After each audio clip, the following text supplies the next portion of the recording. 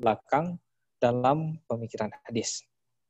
Yang pertama kita membahas dulu tentang Abu Hurairah ini. Ya. Kalau kita melihat Abu Hurairah, jadi dia juga dikenal sebagai ingkar sunnah modern.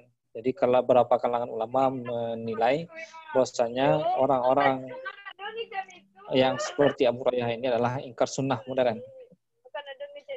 Nah, jadi kalau dilihat dari sejarahnya, Abu Hurairah ini terpengaruh oleh pemikiran Muhammad Abduh, Rashid Ridho, dan juga dia terpengaruh pandangan orientalis, yakni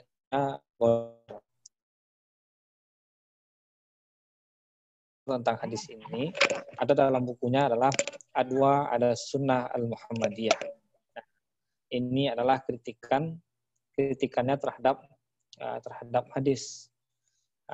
Maka kalau di dalam makalah itu sudah disebutkan bagaimana kritikan dari Abu Hurairah ini. Ya. Karena memang kalau kita lihat dari pemikiran Abu Hurairah ini juga ada yang tidak sesuai di kajian ilmiahnya. Dia adalah seorang sastra, maka dia juga membahas tentang literatur Arab, kemudian khususnya yang berkaitan hadis Nabi. Dan ketika ia menemukan hadis Nabi yang tidak berdasarkan pada kaidah dan cita rasa sastra, maka Abu Hurairah itu mempertanyakan betul, ya, apa maksudnya, bagaimana kedudukan hadis. Ya. Jadi itu yang dikritik oleh Abu Hurairah. Coba kita lihat di bukunya yang pertama dengan bukunya Adwa ala Sunnah An-Nabawiyah. Ya, Adwa Sunnah An-Nabawiyah atau sorotan tentang sunnah Nabi Muhammad. Jadi dia katakan dalam mukadimahnya itu, dia katakan bahwasanya sunnah Nabi itu memiliki kedudukan yang tinggi dan membutuhkan pemahaman dan perlakuan yang istimewa.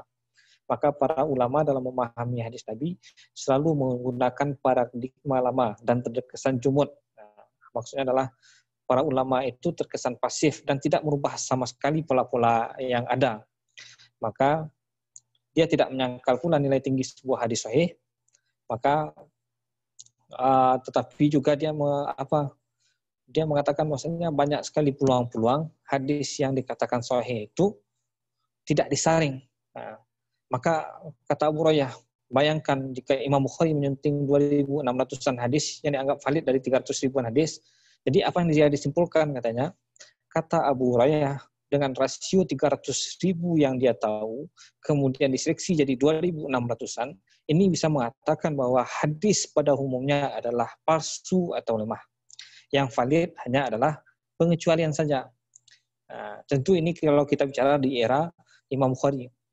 Dengan kata lain, pada zaman Imam Bukhari, betapa luas sekali penyebaran hadis-hadis palsu atau setidaknya lemah. Nah, ini yang dikritik oleh Abu Hurairah. Jadi hadis yang palsu itu adalah normal menurut si Abu Hurairah ini. Sementara hadis sahih adalah pengecualian, atau kalau bahasa kerennya itu exception, ya, pengecualian. Jadi menurut Abu Hurairah dari paradigma yang dia miliki, hadis sahih, hadis palsu itu sebetulnya normal saja.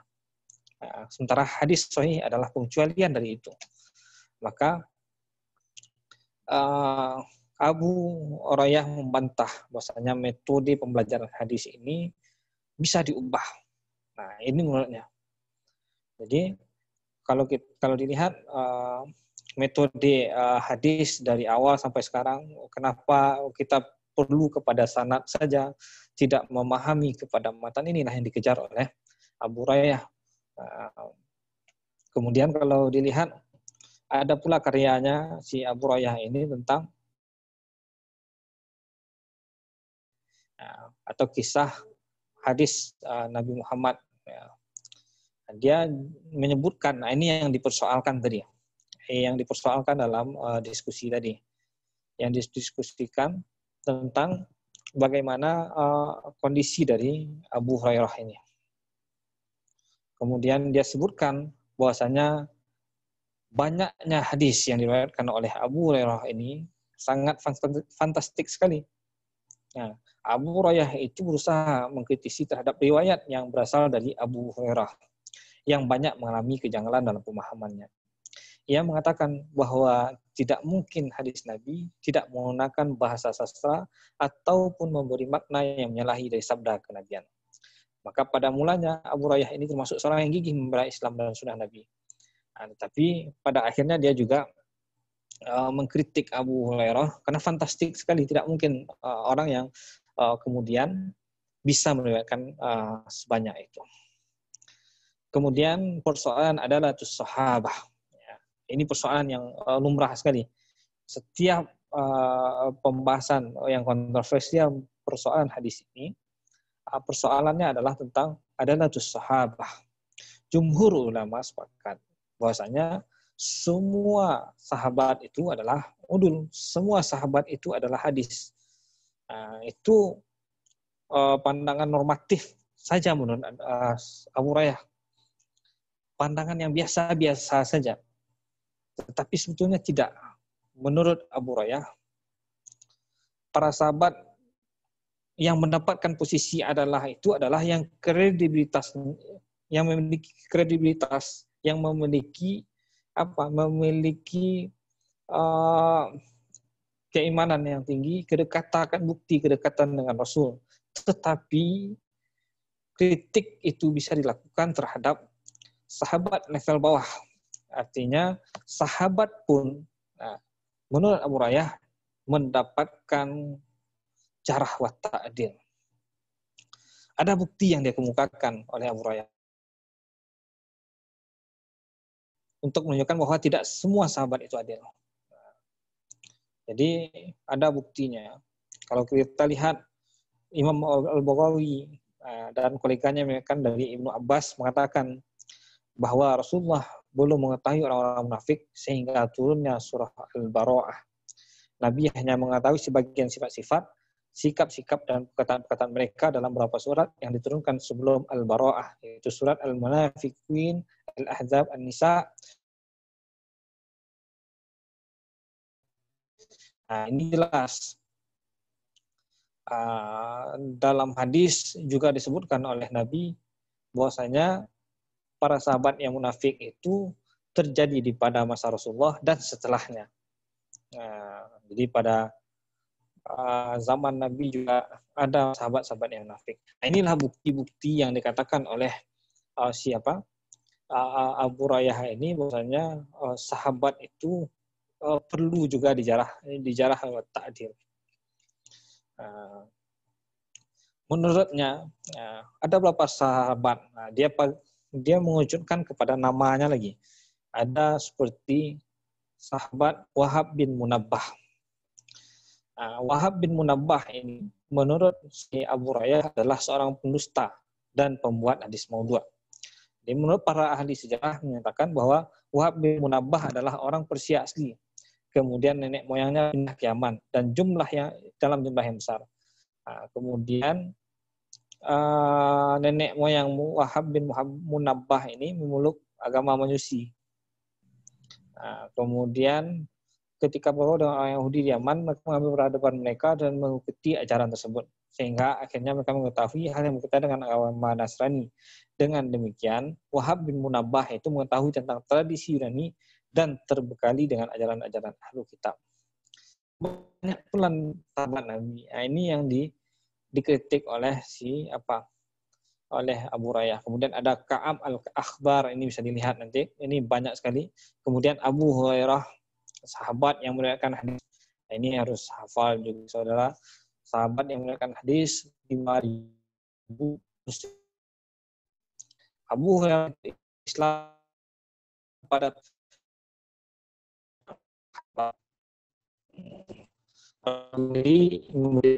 ketika beliau sedang melihat seekor kucing kecil.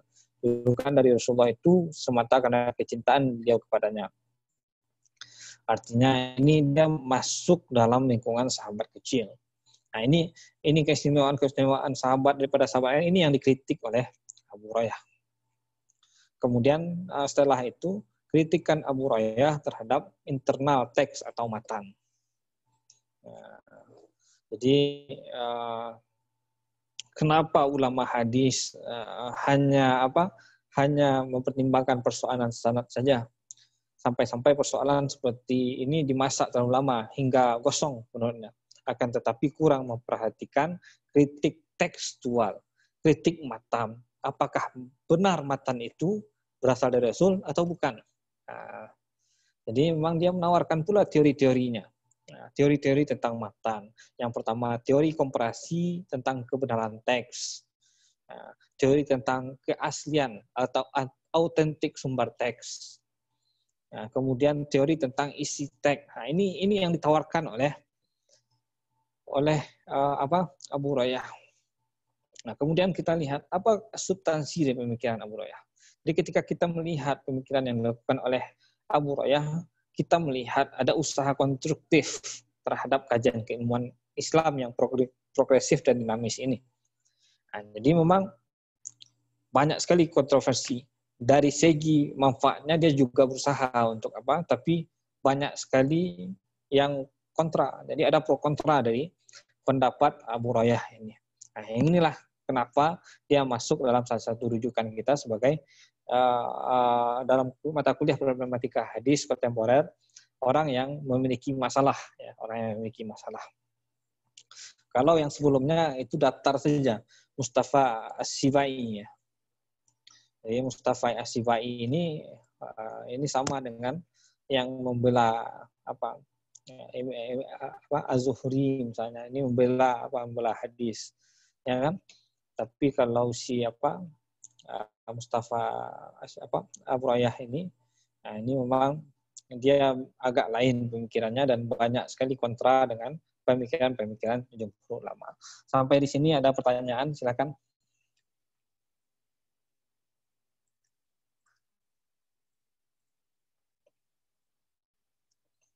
Sampai di sini ada pertanyaan? Silakan.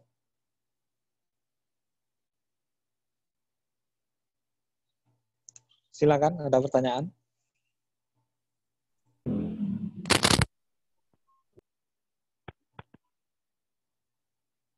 Ya, silakan. Terdengar suara saya kan? Terdengar? Ya. Ya. Silakan. Siapa yang ingin bertanya tentang Abu Hurairah ini? Kalau yang sebelumnya Mustafa As-Sivai, saya pikir ini memang orang-orang yang menyamarkan hadis saja.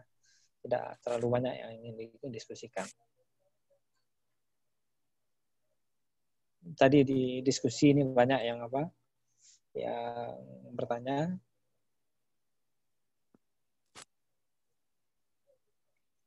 Ya silakan, siapa yang mau bertanya.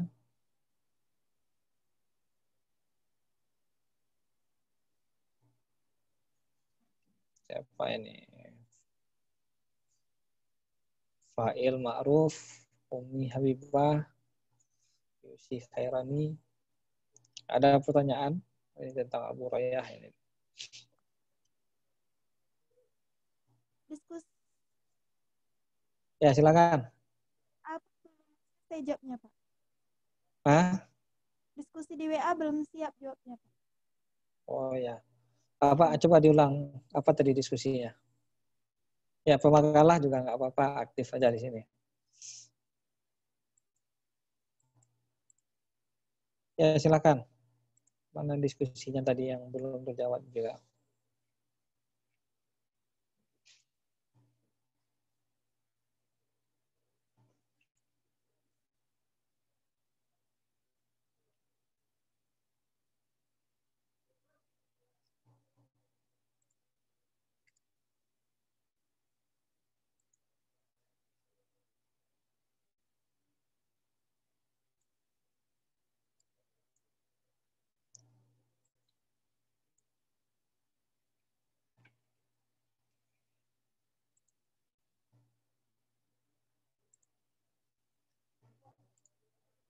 Atau kita kupas tuntas betul seperti apa penilaiannya terhadap Abu Hurairah ini, ya kan?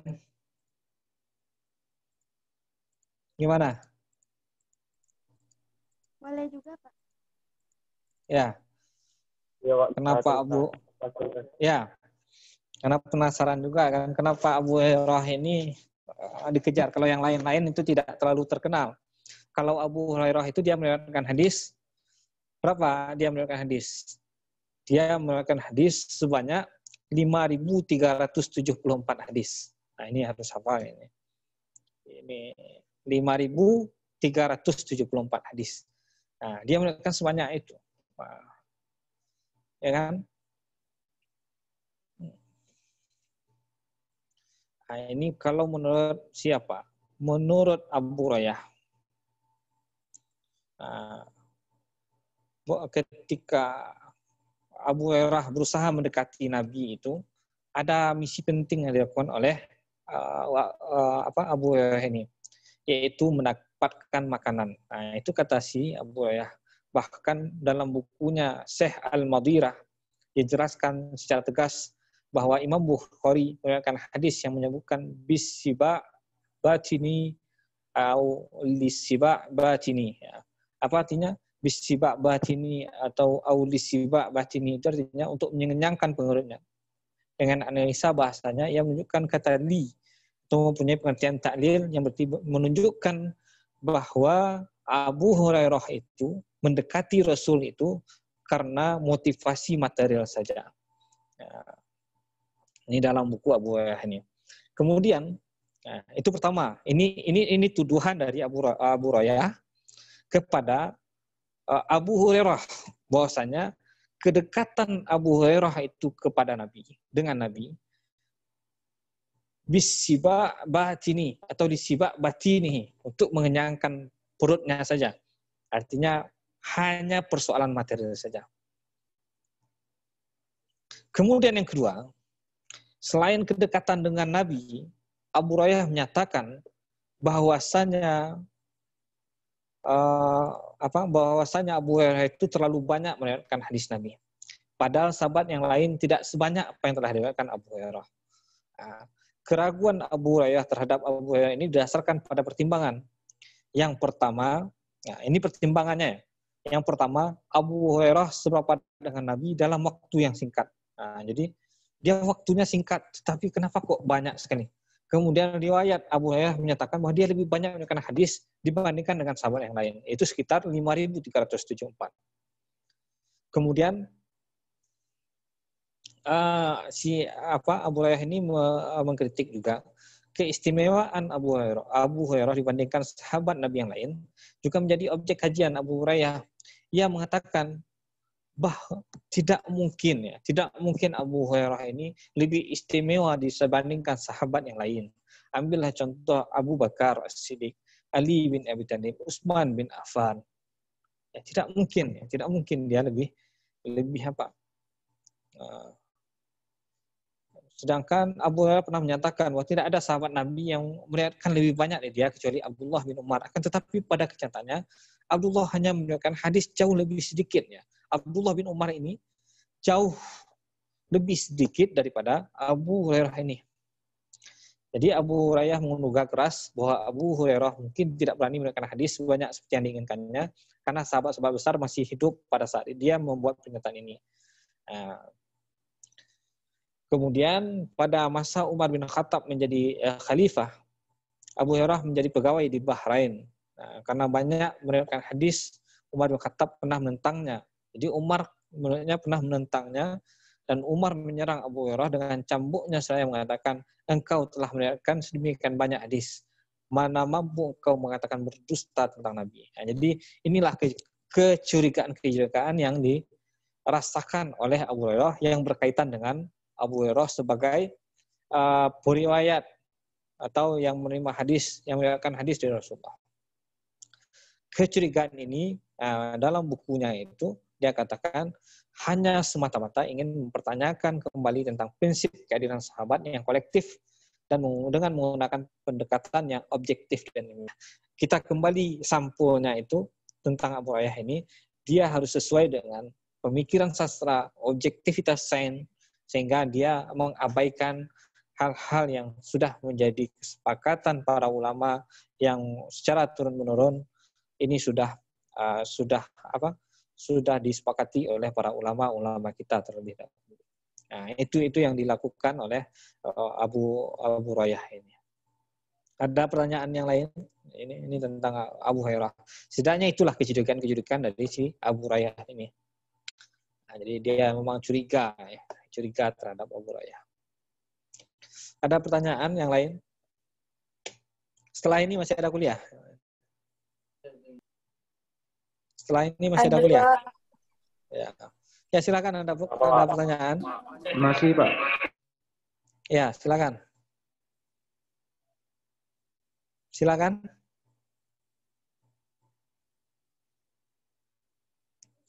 ada pertanyaan? Cukup ya, saya kira tentang Abu Hurairah ini. Cukup sampai di sini dulu yang tentang Abu Hurairah.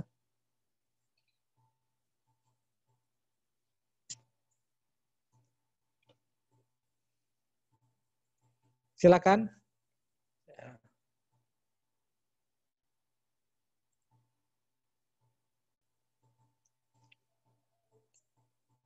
Ya silakan kalau ada pertanyaan. Ini.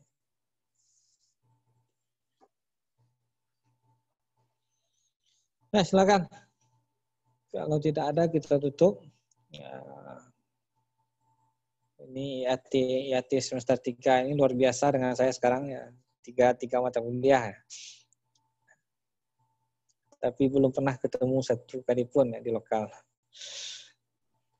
Ya, Pak. Ya, ada ya kan?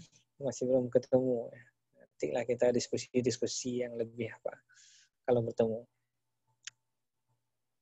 Ada pertanyaan? Ini.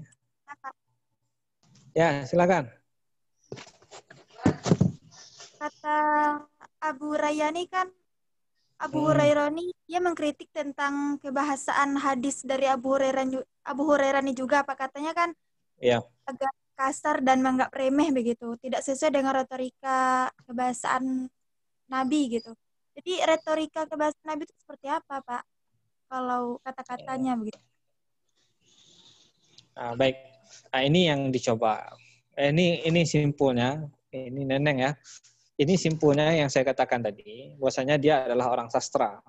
Ya, ketika ini berlawanan, kalau dalam teorinya, Nabi ini kan mengatakan dengan bahasa Nabi ini adalah bahasa yang bi'ahsan, ya, bahasa yang paling baik yang disampaikan kepada orang lain. Sementara ada bahasa-bahasa yang diriwayatkan oleh Abu Hurairah ini tidak sesuai dengan konteks yang dimaksud oleh Abu Hurairah ini. Yang tidak sesuai, sehingga dia mengkritik, mengejar betul dari Abu Hurairah, mengejar kesalahan dari Abu Hurairah ini. Ya, karena memang si Abu Hurairah ini banyak sekali meriwayatkan hadis, 5.374 hadis yang diriwayatkannya. Nah itu kan artinya sangat banyak sekali hadis yang diriwayatkannya. Nah itu yang menjadi jurangnya, karena sebagaimana kita tahu, hadis itu riwayahnya banyak bil makna daripada bil lafzi. Ya kan? Hadis itu banyak diriwayatkan bil makna daripada bil lafzi. Artinya memang dari Abu Hurairah langsung kepada tabi'in misalnya, itu kan berbeda lagi lafaznya. Nah, sehingga sesuai dengan simpulnya yang dimiliki oleh pemikiran Abu Hurairah, kalau tidak sesuai dengan pemahaman sastranya, tidak sesuai dengan kaidah-kaidahnya, maka itu sudah sangat menyalahi. Nah, seperti itu Nenek. Jadi landasannya ke sana. Jadi simpulnya dia orang sastra, dia mempelajari hadis Nabi. Kalau tidak sesuai, maka dia tidak menganggap hadis ini sesuai dengan apa yang disampaikan oleh Rasulullah. Sehingga dia mengkritik dari Abu Hurairah ini. Ada pertanyaan yang lain?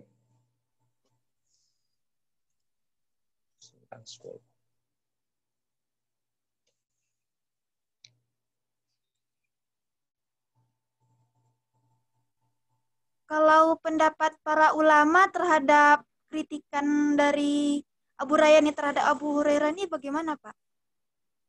Ya, kalau ulama sebetulnya memang gitu. Ya, Kadang ada jumhur nggak.